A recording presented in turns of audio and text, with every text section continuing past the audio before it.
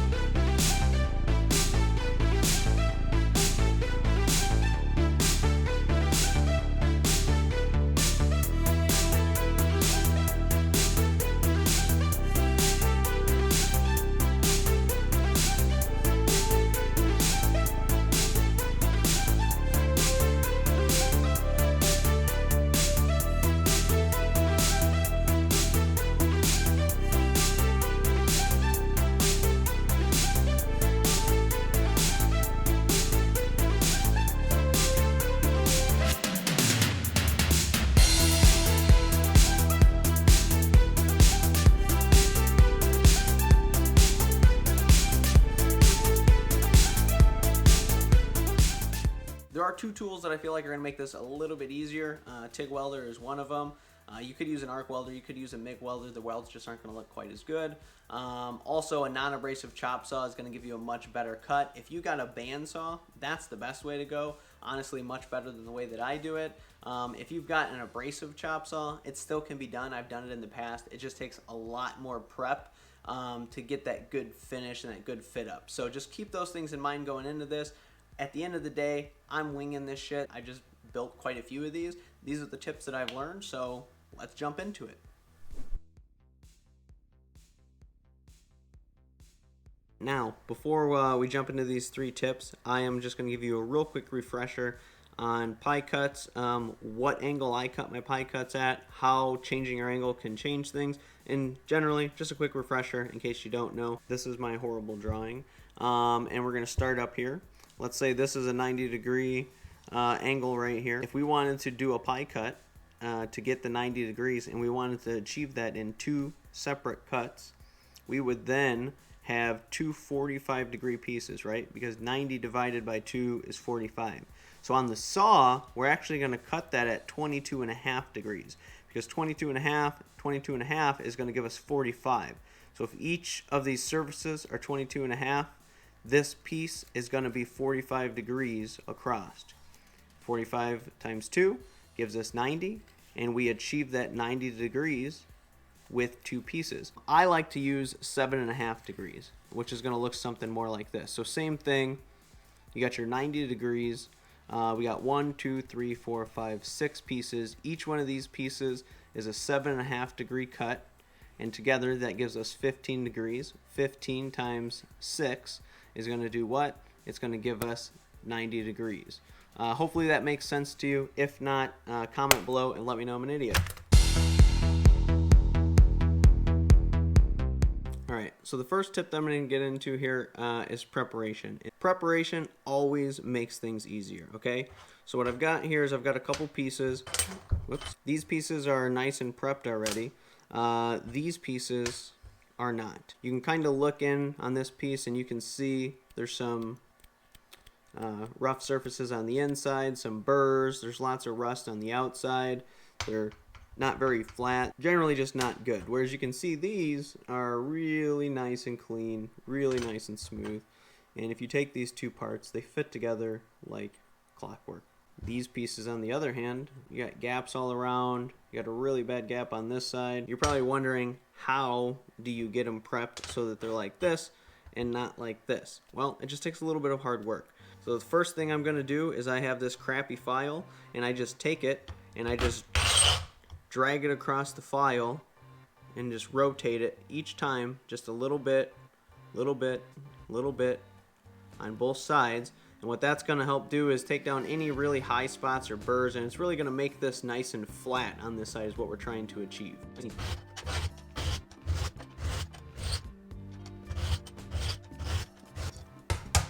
Alright, so the next thing I do is I just use a file to kind of take down this edge on the inside. I kind of have one of these like half round type files, and it works really good for this. You don't have to get in there and really file it, you're just trying to knock the burr off. So this is the technique that I use.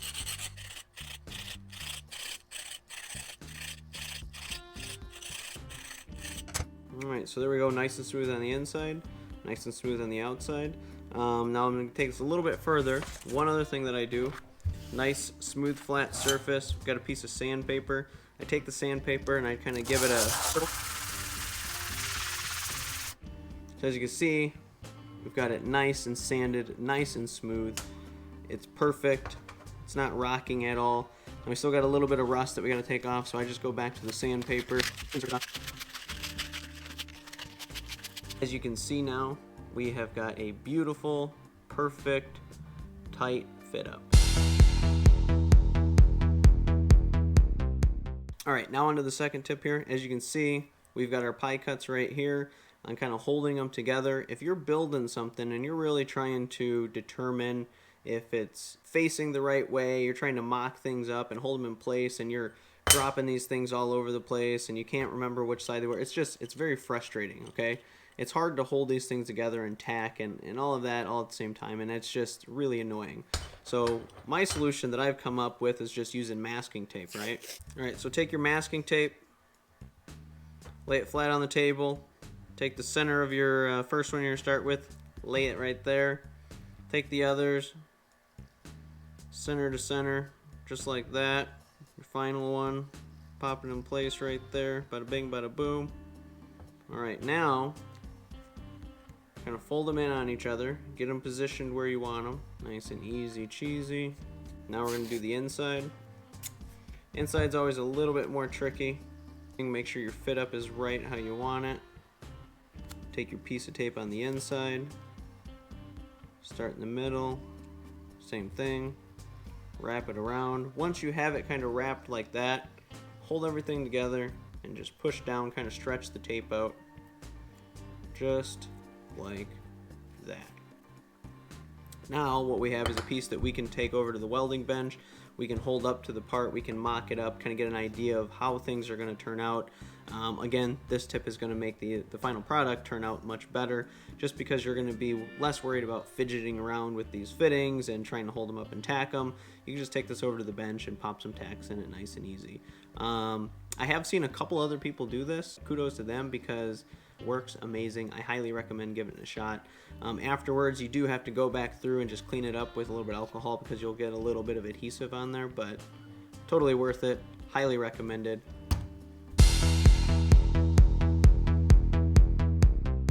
Guys, third, final tip, be patient. I know that it sounds super silly. As you can see here, I've got my slippers on because we actually built these last night. I'm back out here early in the morning, and I'm just going to pop a couple welds on this so that I can let it cool, and I'll come back later and work on it at another time. This is how I like to do things. You know, maybe you can jump over to a different project and work on that while these cool down. Keep jumping over and popping welds on them as they cool down, or you can come out in the morning before you go to work, or do whatever you got to do. But the reason that's so important is you have to understand that, especially if you don't have a good fit up, you're going to get a little bit of deflection and warpage in each one of these joints. So if you build this entire exhaust from beginning to end, and you haven't welded all of this up, and then you go through in a haste and a hurry and you just start cooking all these welds in, what you're probably going to end up having is some fitment issues somewhere along the way, especially in a bike like this where you're coming out around the head and it's going to meet back again here and have to slip together somehow. All these measurements are going to be pretty critical. So I kind of like to, get to this point where I'm at here, come through, do all of these welds, so any of the warpage is going to happen. Then when we build from this point on, we're not going to have to worry about having warpage when we finish welding this up here. All right, last thing before I go, I know people get very discouraged about having the right tools, having the right stuff. You know, I've been doing this for a long time. It took me a long time to get the tools and the skills, but I still mess things up, right? So if you look here, this one turned out super good.